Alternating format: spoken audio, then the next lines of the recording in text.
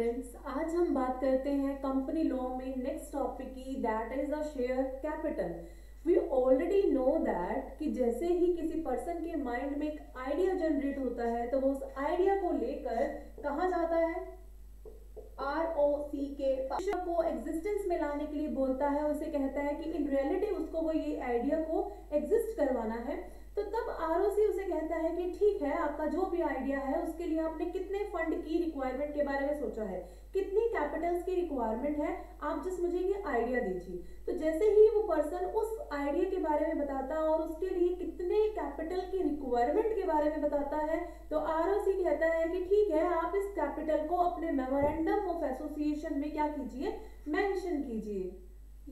उसके बाद फिर उस फंड को जनरेट करने के लिए वो पब्लिक को ऑफर करता है। इट मींस वो अपनी कंप्लीट कैपिटल को स्मॉल पार्ट्स में डिवाइड करता है और स्मॉल पार्ट्स को पब्लिक को सेल कर देता है। इट मींस वो इंडिविजुअल ओनरशिप को क्या करता है, कलेक्टिवली रेज करता है। फॉर एग्जाम्पल कि सपोज एक पर्सन है, उसके पास एक आइडिया है बिजनेस को स्टार्टअप करने का, तो उसने स्टार्टिंग में क्या सोचा कि वो अपना 10 लाख रुपी से अपना बिजनेस स्टार्ट करेगा। 10 लाख रुपए से बिजनेस स्टार्ट करेगा तो उसने इस अमाउंट को पब्लिक से रेज करना है, तो इस पूरी अमाउंट को छोटे छोटे पार्ट्स में डिवाइड कर दिया। फॉर एग्जांपल 10 रुपए के पार्ट में डिवाइड किया, तो 1 लाख शेयर जो है वो पब्लिक को ऑफर करेगा और इंडिविजुअली पब्लिक से फंड रेज करने का ट्राई करेगा। क्लियर? इसे बोलते हैं शेयर कैपिटल। अब हम बात करते हैं शेयर कैपिटल के टाइप्स की। तो फर्स्ट हम बात करेंगे ऑथराइज्ड कैपिटल की। ऑथराइज्ड कैपिटल,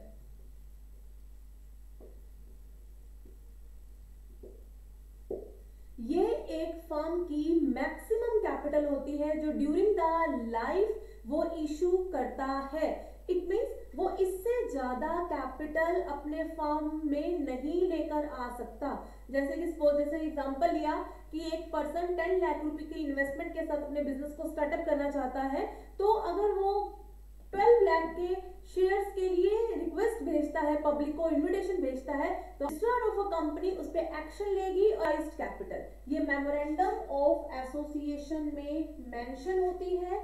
इसके जितनी कैपिटल या इससे कम कैपिटल वो इशू करता है। क्लियर? नेक्स्ट अगर हम बात करते हैं तो नेक्स्ट कैपिटल क्या होती है, issued capital. Issued capital authorised capital का वो पार्ट है जो एक्चुअल में कंपनी पब्लिक को ऑफर देती है। ऑफर टू पब्लिक, पब्लिक को ऑफर प्रोवाइड करवाती है कि इतने नंबर ऑफ शेयर्स के लिए आप ओनरशिप के लिए अप्लाई कर सकते हैं। That is the issued capital. Issued capital authorised capital के इक्वल भी हो सकती है बट ग्रेटर देन नहीं।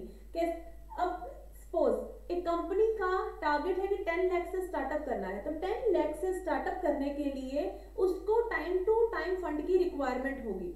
अब फंड वो इकट्ठा भी मंगवा सकता है, लेकिन वो क्या करता है, जितना ही उसको रिक्वायर्ड होता है वो उतना ही पब्लिक से मंगवाता है।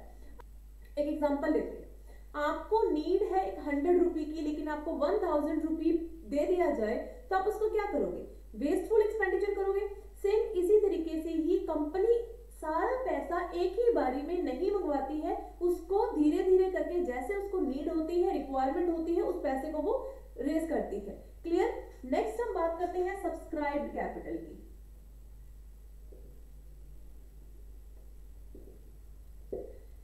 इशूड कैपिटल का पार्ट होता है ये सब्सक्राइब्ड कैपिटल। इशूड कैपिटल का पार्ट है जिसके लिए एक्चुअल में पब्लिक से ऑफर आते हैं।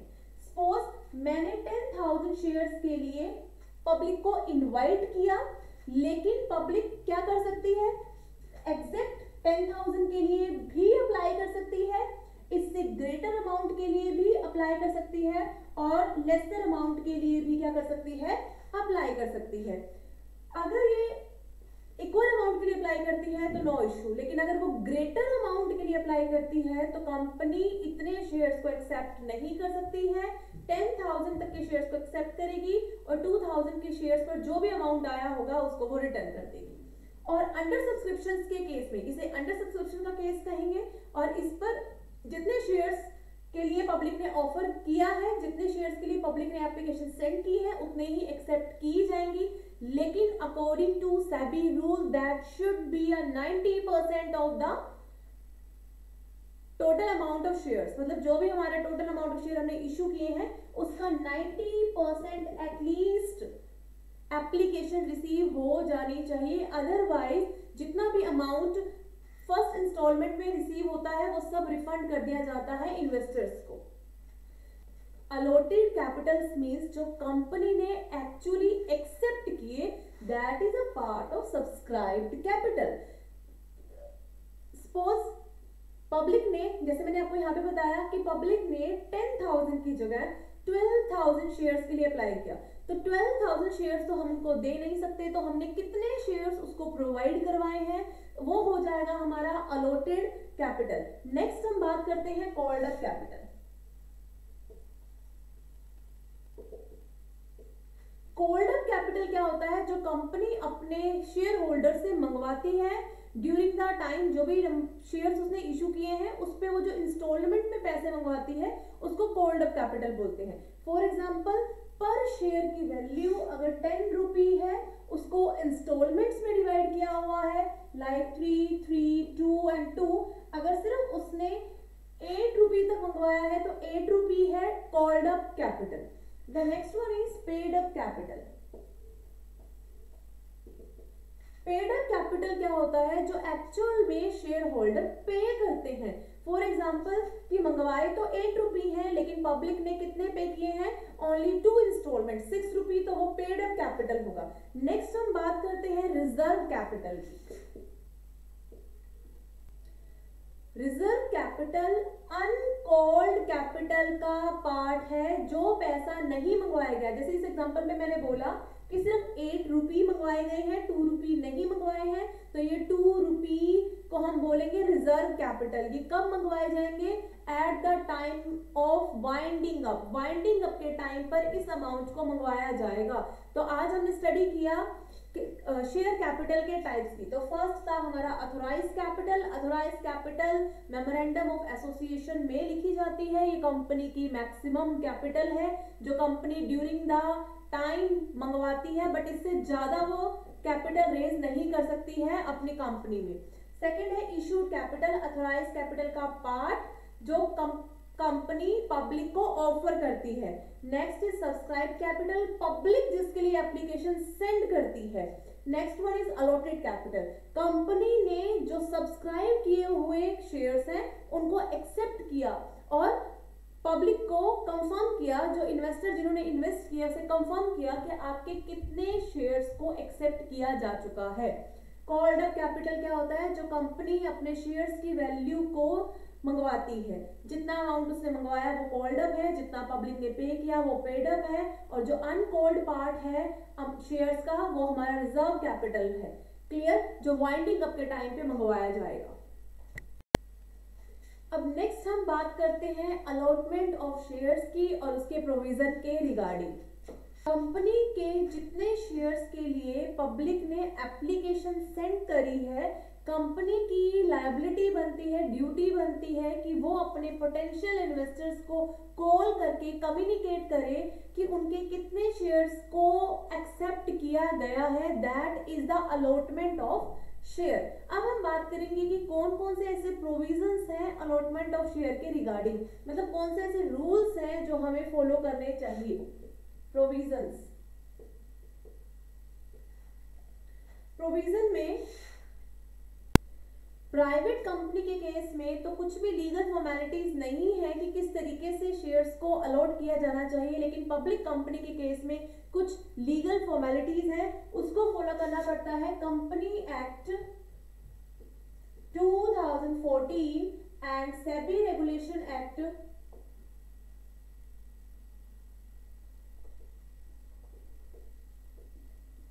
2018।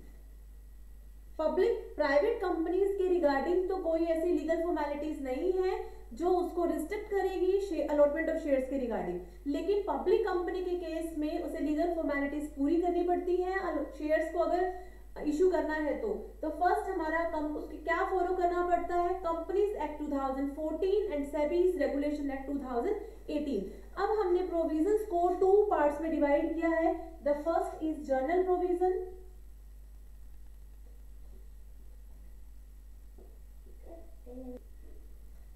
जर्नल प्रोविजंस की अगर हम बात करें तो उसमें कुछ गाइडलाइंस हैं, कुछ चीजों को हमें फॉलो करना पड़ता है। The first one is allotment must be in proper authority. जो भी शेयर्स को अलॉट करेगा वो प्रॉपर ऑथराइज्ड पर्सन होना चाहिए। फर्स्ट ऑफ ऑल वो बोर्ड ऑफ डायरेक्टर्स होते हैं।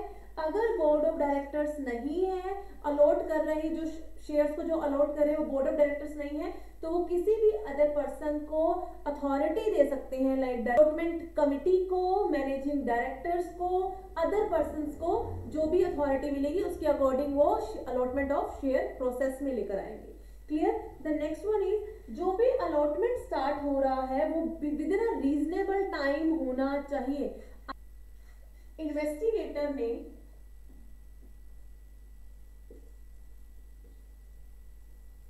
शेयर होल्डर ने कंपनी में इन्वेस्ट किया, लेकिन वो फंड स्टार्टिंग में जो फंड जनरेट होता है, एप्लीकेशन अमाउंट भेजना पड़ता है, तो वो बैंकिंग सिस्टम के थ्रू या एजेंट के थ्रू होता है, बैंकिंग सिस्टम या एजेंट्स के थ्रू होता है, ठीक है। लेकिन ये जो अमाउंट रिसीव हो रहा है और उसके बाद जो कम्युनिकेशन किया जाएगा कि आपको कितने शेयर्स एप्लीकेबल हुए हैं, कितने शेयर्स आपको अलॉट किए गए हैं, अगर ये विद इन अ टाइम ये इंफॉर्मेशन शेयर होल्डर के पास नहीं पहुंचती है तो शेयर होल्डर उन शेयर्स को लेने के लिए डिनाई कर सकता है। वापस कंपनी उसका पैसा उसे वापस कर देगी और शेयर्स जो है वो कंपनी के पास वापस आ जाएंगे।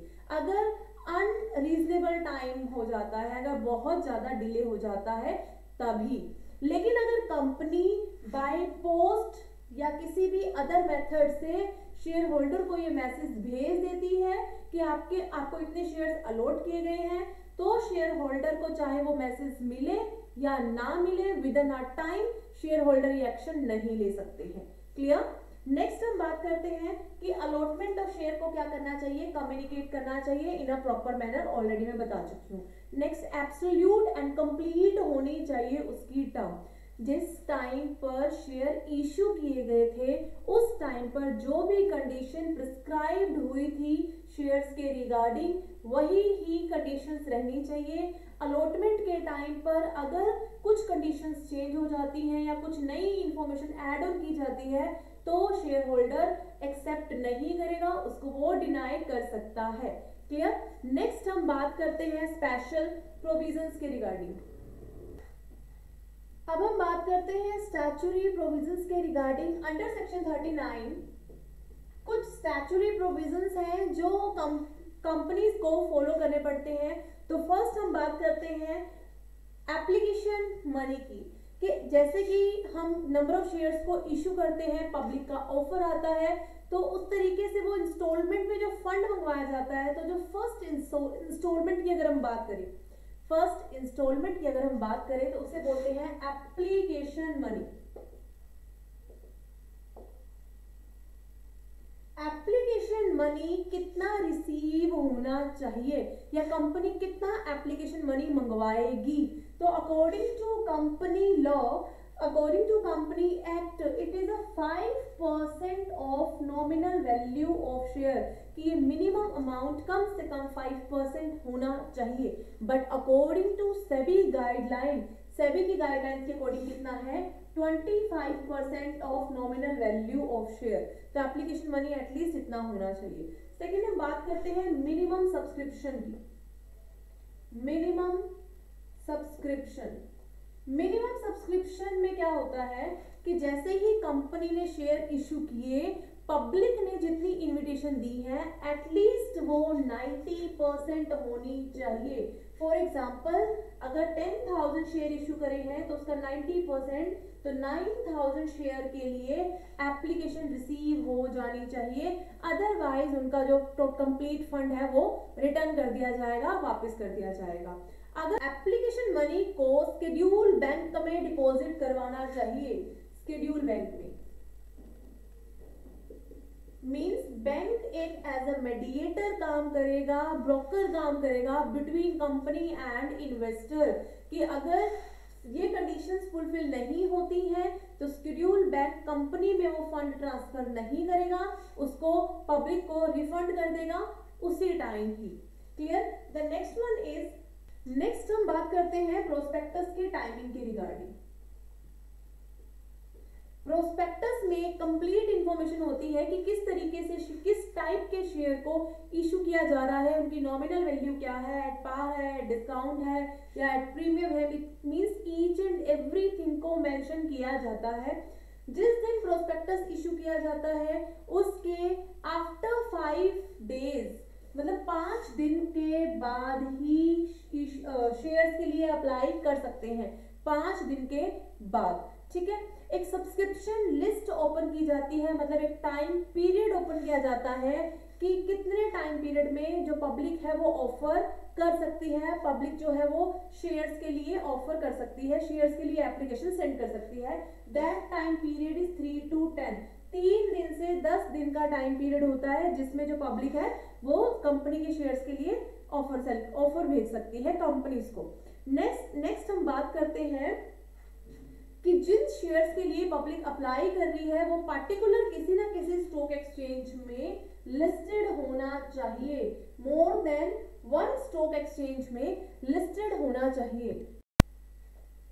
अगर कंपनी इन प्रोविजंस को फॉलो नहीं करती है तो ये एक पनिशेबल ऑफेंस है, उसको पनिश किया जाएगा, कंपनी पे पेनल्टी लगेगी। दैट वो अमाउंट कितना होगा, 5 लाख to 50 लाख तक वो अमाउंट हो सकता है। तो इसीलिए वो अपने सारे प्रोविजंस को माइंड में रख के ही अपने शेयर्स की अलॉटमेंट को प्रोसेस में लेकर आते हैं।